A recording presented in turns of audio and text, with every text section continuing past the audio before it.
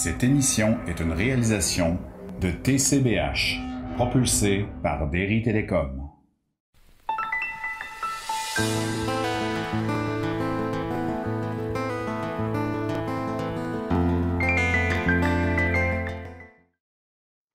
Bonjour et bienvenue à cet entretien sur Cheminer avec l'ange de Annick de Souzenel.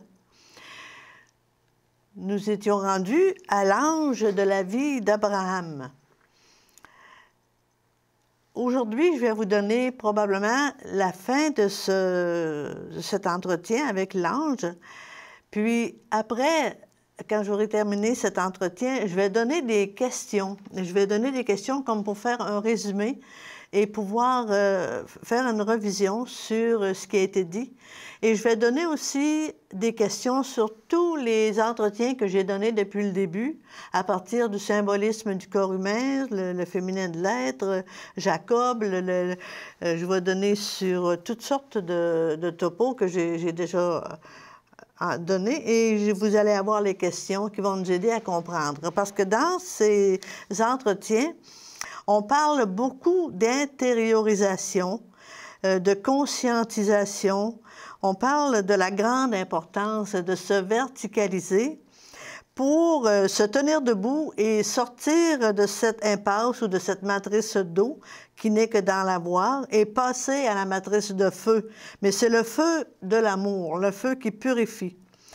Et sinon, le monde continuera, s'il ne va pas dans cette force-là, d'aller mal. Les tueries, les guerres, les contradictions de toutes sortes avec des valeurs mercantiles et seulement à l'horizontale. Alors, pour nous aider à comprendre, c'est pour ça que ces entretiens nous permettent de voir quelle est notre vraie réalité intérieure, parce qu'on a le côté biologique, bien sûr, mais le côté ontologique, on ne peut pas les séparer. Et parce qu'on s'est occupé depuis presque toujours du côté seulement biologique, eh bien, notre monde va très mal. Et comment on pourrait l'améliorer? Alors, aujourd'hui, je poursuis l'entretien sur l'ange. C'est l'ange dans la vie d'Abraham. Vous allez vous rendre compte que Abraham, c'est un grand pas un prophète, mais un patriarche qui connaît Dieu, qui l'aime, et qu'il l'aime assez pour essayer de faire ce que Dieu lui demande. Il faut toujours se dire que ces mythes-là sont un peu le langage de Dieu. C'est ce langage est pris à travers nos réalités humaines. Il nous parle à travers ce que nous sommes, ce que sont nos réalités humaines. Donc ici, nous voyons Abraham. Alors, dans la vie d'Abraham, ce bonhomme qui est à l'épreuve et lui dit, « Abraham, prends ton fils, ton unique Isaac que tu aimes, et il lui demande de le sacrifier. » Alors, comment voulez-vous que Abraham comprenne ce fils qu'il a tant désiré, et tout d'un coup, Dieu lui demande de le sacrifier? C'est incompréhensible. Mais vu que Abraham aime son Dieu, il dit, « Je ne comprends absolument rien, mais je vais quand même faire ce que Dieu me demande. » Alors, Dieu lui dit, « Pars pour le pays de Moria, et là, tu l'offriras ton fils en holocauste sur la montagne que je t'indiquerai. » Abraham se leva alors de bon matin, prit les bûches pour l'holocauste, et se chargea. Et en chargeant son fils, en fait, il prit en main la pierre à feu, le couteau et tout ce dont il avait besoin. Alors, tous deux s'en allèrent ensemble. Mais Isaac se posait des questions. Isaac parla à son père et lui dit, « Voici le feu et les bûches, mais où est l'agneau? » Alors, Abraham répondit, « Dieu saura y pourvoir, mon fils. » Mais lorsqu'ils furent arrivés au lieu que Dieu lui avait indiqué sur la montagne de Moria, Abraham y éleva un autel et disposa les bûches. il lia son fils Isaac et le mit sur l'autel au-dessus des bûches. Et là, Abraham tendit la main pour prendre le couteau et immoler son fils. Alors c'est là que l'ange du Seigneur est intervenu. L'ange du Seigneur l'appela et cria « Abraham, Abraham !» Alors, Abraham dit « Oui, mais me voici. » Alors l'ange reprit « N'étends pas la main sur le jeune homme, ne lui fais rien, car maintenant je sais que tu crains Dieu, car tu n'as pas épargné ton fils unique, ton fils que tu aimes tant, tu ne l'as pas même épargné pour moi. » C'est ça que souvent Dieu demande, de donner, d'aller très loin dans le don pour pouvoir grandir et comprendre notre réalité divine. Abraham, au tout début, quand il est monté sur la montagne, n'était pas le même que quand il va descendre. Il va avoir compris des choses à ce moment-là. Alors Abraham leva les yeux et vit un bélier qui était pris par les cornes dans un fourré. Il alla le prendre pour l'offrir en holocauste à la place de son fils. Et comme je vous disais, Abraham qui monte sur la montagne et celui qui redescend n'est plus le même. Parce qu'une transformation inouïe s'est faite dans le cœur de celui-ci. Imaginez-vous, il a été capable de dire oui au sacrifice de faire mourir son fils parce que Dieu simplement lui demandait. Alors à ce moment-là, il est mort en lui-même, il est mort à l'amour qu'il a pour son fils unique. Il est aussi mort à l'intelligence qu'il a des choses divines parce qu'il ne pensait jamais que Dieu lui demanderait une chose semblable. Donc, son intelligence des choses divines change aussi. Alors, il meurt aussi à cette grande nation qui devait naître à partir de son fils. Donc, c'est un être complètement écrasé par la souffrance et par le don total à son Dieu. C'est ça le chemin que nous devons faire. C'est quelque chose de complètement fou quand on y pense. Et pourtant, pour l'amour de son Dieu, il l'a fait. Et cette interrogation d'Isaac, de l'enfant, où est l'agneau? Je crois que c'est Jean-Baptiste, plus tard, 2000 ans plus tard même, qui y répondra. En voyant Jésus venir à lui pour y être baptisé, il dira « Voici l'agneau de Dieu qui enlève le péché du monde. » Par cet acte de foi extraordinaire de la part d'Abraham, intérieurement, en lui, un fils est né à l'intérieur de lui. Ce « je suis » de son être, son nom éternel. Imaginez-vous que ça ne devait pas être facile de faire un geste du genre. Maintenant, Isaac, l'ange d'Isaac. L'expérience d'Isaac est terrifiante parce qu'Abraham, lui, a vécu sa Pâque par ce passage de l'ange au-dessus de lui qui lui a fait épargner le fils. Mais que dire d'Isaac, son fils? Isaac voit le feu, le bois, mais où est l'agneau? Demande-t-il à son père. Isaac, ici, le nom signifie « il rira ». Mais cet Isaac, comme le Christ, se laisse ligoter. On est surpris de voir qu'il se laisse ligoter sans dire un mot devant l'autorité de son père. Il s'incline. Devant le silence de son père, il se tait.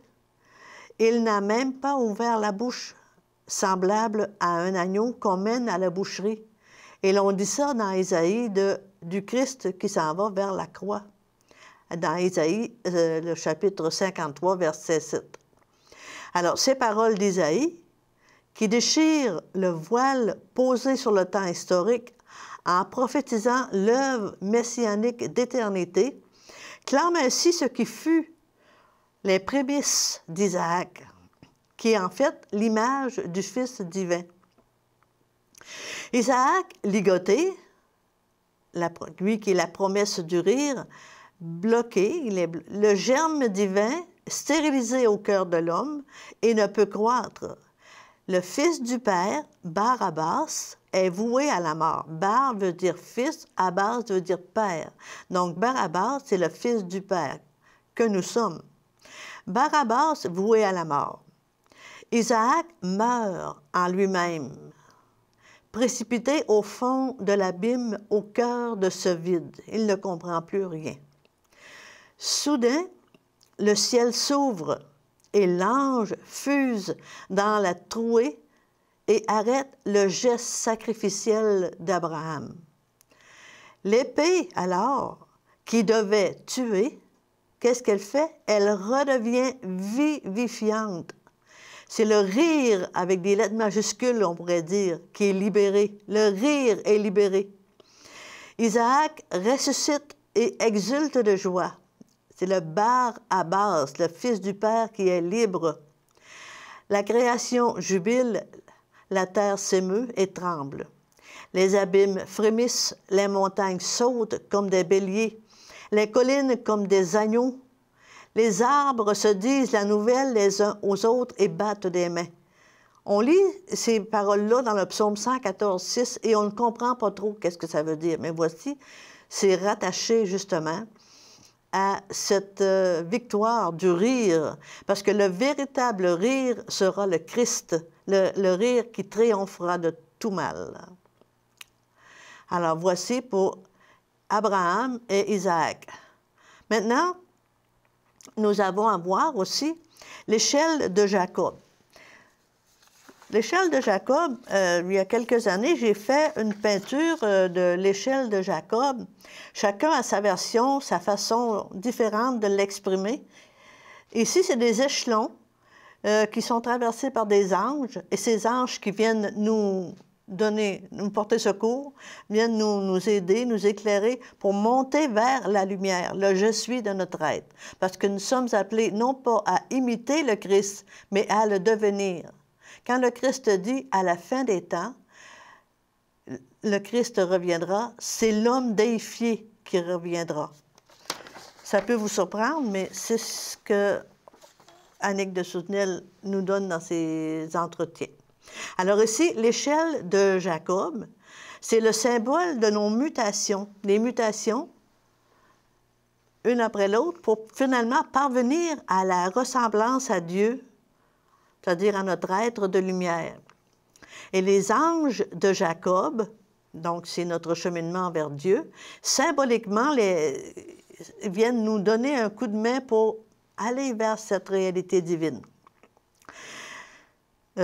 Si Jacob, d'où il vient, mais vous vous souvenez de Rebecca, ce sont les deux jumeaux de Rebecca, Jacob et Ésaü.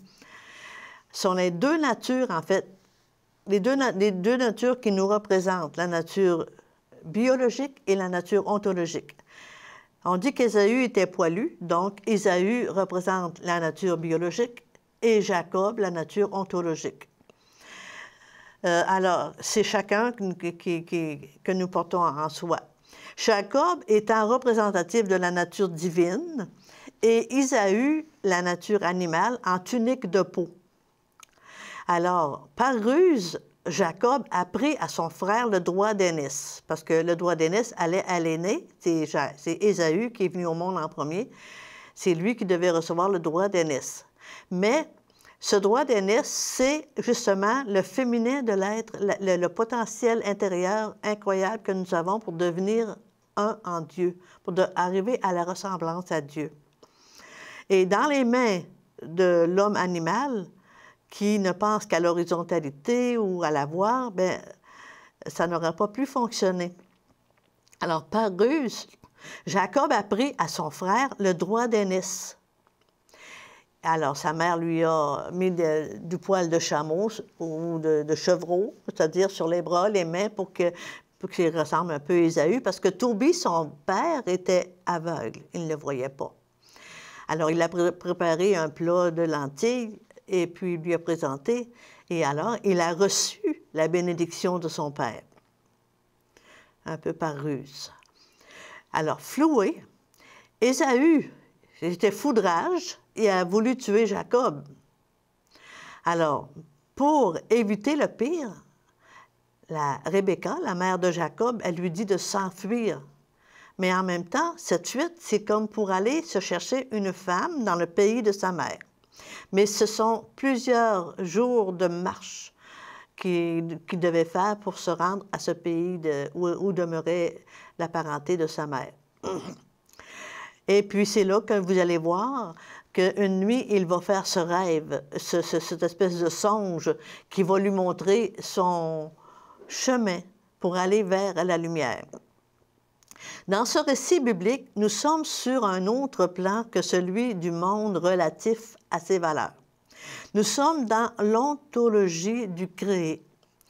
L'héritage ici dont il est question recouvre l'ensemble des énergies potentielles qui sont dans le pôle féminin de chacun. Là est la dette d'accomplissement. Nous devons épouser notre féminin intérieur, devenir un avec le féminin intérieur pour monter vers notre réalité.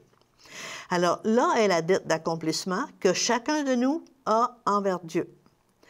Placée entre les mains de l'homme animal, comme je viens de dire, cette dette serait balancée à l'extérieur pour obtenir des valeurs du monde. Dans ces conditions, l'homme ne réaliserait aucunement les valeurs de son devenir divin. Alors, c'est l'homme ontologique, Jacob, représentant cette nature divine en devenir, qui mènera à terme cette réalisation.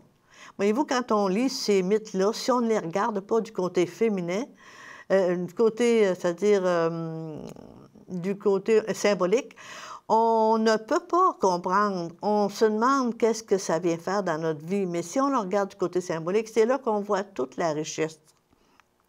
Quand vous voyez Rebecca, sa mère, qui lui désigne le pays dont elle-même est originaire, le pays du féminin, pour y chercher une épouse et aller vers les noces de l'homme avec lui-même, son féminin, et avec son Dieu. C'est dans ça que vous entendez aussi dans le mythe d'Abraham, « Va vers toi ». On a dit « part de Dur en Chaldée », mais en réalité, la vraie traduction, Dieu lui dit « lex-léka », ça veut dire « va vers toi ». Ça veut dire aller à l'intérieur de lui-même pour comprendre son cheminement. Comme le chemin est long, on revient à Jacob, le chemin est long, il doit s'arrêter pour dormir. Il se couche au pied d'un amandier. Et pourquoi l'amandier? On aurait pu nommer un autre arbre. Pourquoi l'amandier? Parce que l'amandier signifie arbre de lumière. Et voilà que là, il s'endort et qu'il fait un songe. Il voit une longue échelle ou des échelons qui s'appuient sur la terre et qui montent jusqu'au sommet. Donc, ça touche la lumière du ciel. Dans ces échelons, des anges montent et descendent, communiquant à Jacob son chemin vers la lumière. Ça veut dire que ça se fait de mutation en mutation. Lui, il rêve ça pendant une nuit, mais c'est tout un cheminement de peut-être plusieurs vies. Alors, Jacob voit et commence à comprendre cet appel à la réalité divine de son être. Quand le jour se lève, l'homme ne peut plus être le même qu'il était avant de s'endormir. Il n'est plus celui qui ne croyait pas à cette réalité. Il l'a vraiment saisi, il se verticalise alors. C'est ça, se verticaliser, se conscientiser. Il se verticalise et donc se met en marche vers le pays des fils de l'Orient. L'Orient, vers l'Orient, ça veut dire l'Orient de son être. Avec les anges, il descendra en lui-même dans les ténèbres de ses nuits de l'âme, ses cieux intérieurs, pour y préparer les noces avec le féminin de son être, puis monter avec eux dans la lumière d'une intelligence neuve et d'une sagesse secrète jusqu'à ce que tout soit accompli. Et cela se fait pendant plusieurs mutations. Maintenant, un peu plus loin, parce que le chemin est long, une autre nuit, il lutte il y a une lutte qui est exprimée de Jacob avec un ange, mais il ne voit pas l'ange pour le moment. Il voit quelqu'un lutte avec lui, mais il ne comprend pas qui est cette personne. Ah donc, une autre nuit, cet homme lutte avec cet homme-là jusqu'à l'aurore. Mais ça, ici, ces luttes-là, c'est comme le symbole de nos nuits de l'âme, de nos incompréhensions. Mais qui est cet homme? Cet homme qui lutte avec lui. Mais il vient de comprendre tout d'un coup que cet homme est cet autre côté de lui-même. Il a dit comme Ésaü, Jacob, cet autre côté, qui lui semble terrifiant, apparemment plus fort que lui et plus redoutable. Alors cet homme, finalement, il voit que c'est un ange, mais Jacob, il va le voir pas au tout début, il va le comprendre éventuellement, mais Jacob ne le sait pas au début. Donc, cet ange, il est l'ange dont l'énergie est cachée. Dans quoi? Dans l'inaccompli de son être. Symbole de l'image de Dieu qui doit être réintégrée à son être, je suis. L'ange, ici, se fait l'adversaire pour permettre à l'homme de le vaincre et de se réaliser. Finalement, Jacob, à la fin de cette lutte, il est vainqueur. Mais avant de se retirer, cet ange est interpellé par Jacob qui le prie de le bénir. Alors l'ange demande à Jacob, même s'il le savait, « Quel est ton nom? » Alors Jacob lui répond, « Je m'appelle Jacob. » Alors l'ange lui dit, « Jacob ne sera plus ton nom, mais Israël, car tu as lutté avec Dieu et tu en as été capable. » Dans sa vigueur, Jacob lutta avec Dieu, qui là, ici, est représenté avec l'ange, par l'ange, et fut vainqueur. Vous avez ça dans Osée 12, verset 5. Donc, ton nom et le mien doivent être un. C'est ça, Israël. Israël vient de naître, le peuple d'Israël. Maintenant, on s'en va à l'ange de Tobie. Le père de Tobie, il était aveugle, était devenu aveugle. Donc, il demande à son fils, le jeune Tobie, qui s'appelait aussi comme son père, d'aller recouvrer une dette qu'a contractée envers lui un certain Gabaol, qui habite un pays lointain. Alors, le jeune Tobie accepte, mais s'inquiète. « Voici les cris de ce débiteur, lui dit son père. Il va te rembourser, n'aie pas peur. Va maintenant chercher un homme fidèle quelque part là, qui va t'accompagner. » Mais aussitôt sorti, le jeune Tobie trouve devant lui un homme très beau, debout, la ceinture au rein, les sandales aux pieds et comme disposé à se mettre en route.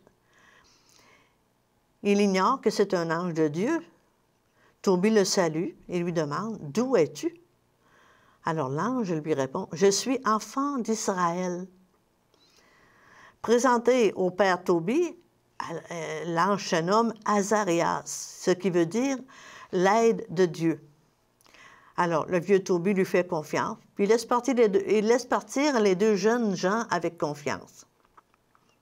Mais à la fin du voyage, de retour à la maison, ce beau jeune homme accompagnateur va révéler son vrai nom. Il va dire « Je suis l'ange Raphaël, un des 7 qui nous tenons auprès du trône de Dieu. » Après avoir ainsi parlé, il fut dérobé à leur regard. Il a disparu, pour leur prouver qu'il n'était pas juste un humain. Les yeux du vieux Tobie, se sont alors ouverts à un tout autre réel que celui de l'exil. Un réel proche du réel ultime, splendeur de la lumière, née de la lumière divine, je dirais intelligence suprême, et le principe de toute gloire. C'est comme une musique visuelle lancée dans une félicité de parfums et de couleurs indicibles qui coulent impétueusement en lui. Donc, vous voyez, cet ange était là, présent. Maintenant, les anges des bergers. Les bergers, ce soir-là, sont en attente d'un événement mystérieux, extraordinaire. Mais ils ne le savent pas, mais ils sentent qu'il y a quelque chose de spécial. suspendus à l'étonnant silence qui les rend comme captifs d'un mystère de plus en plus envahissant. Soudain, un ange leur apparaît, et la gloire du Seigneur a resplendi tout autour. Ils sont dans l'effroi. Qu'est-ce que c'est? Mais l'ange leur dit, « Ne craignez pas, car je vous annonce une bonne nouvelle qui sera pour vous et pour tout le peuple, le sujet d'une très grande joie. C'est aujourd'hui, dans la ville de David, qu'un Sauveur est né. Il est le Christ, le Seigneur. Voici à quel signe vous le reconnaîtrez. Vous trouverez un enfant, emmailloté de langes et couché dans une crèche. Et soudain, se joint à lui une multitude d'autres anges de l'armée céleste, louant Dieu et disant « Gloire à Dieu au plus haut des cieux et paix sur la terre aux hommes qu'il aime. » Voyez, quand on parlait tout à l'heure d'Isaac, le rire que promettait Isaac est maintenant advenu. C'est lui le rire, le Christ glorieux, le Christ victorieux, le rire qui va être victorieux. L'enfant de la crèche est le rire absolu, celui de l'impossible qui se fait possible, celui du Dieu qui s'incarne en l'homme et que chantent les armées angéliques de leur voix rieuse, déjouant toute malice, toute ironie et tout sourire du petit esprit qui se pense fort, mais qui ne sait pas s'incliner devant un si grand mystère. Alors, vous voyez, Marie donne à la terre ce Fils qui a germé en elle par l'Esprit Saint. Et ce Fils doit germer en nous aussi. Oui, avec les anges, réjouissons-nous, car la parole du prophète s'est accomplie. Ainsi parle le Seigneur des armées, « Voici, je fais venir mon serviteur, le germe. » Ce germe en Marie et aussi ce germe en nous qui va devenir le « Je suis éternel ». Mais les bergers ne sont pas les seuls à avoir entendu ce message. Avec eux, humbles parmi les humbles, arrivent les plus sages, les plus savants, les mages.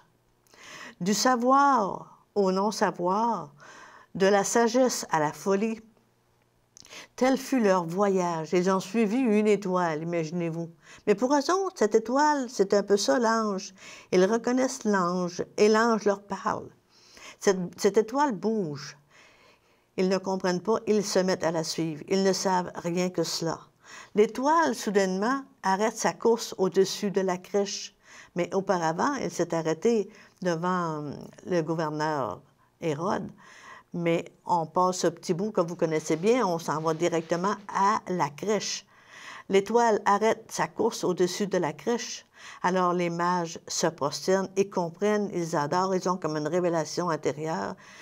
Donc ils comprennent que c'est lui le roi du monde, mais comment peut-il être né dans une étable?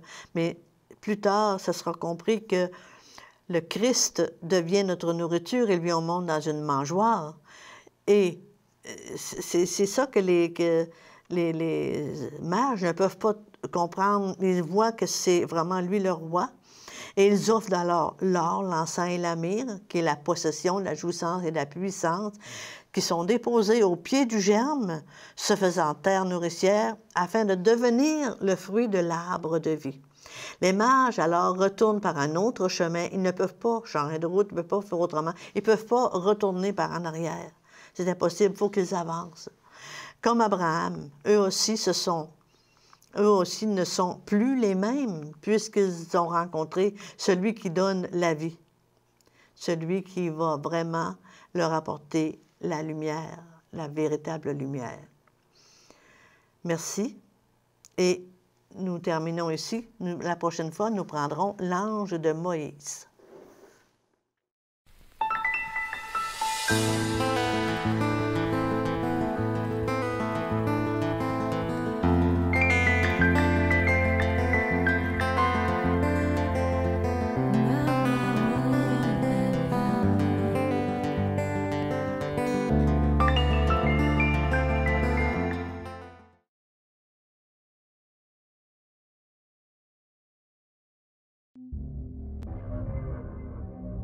Cette émission est une réalisation de TCBH, propulsée par Derry Télécom.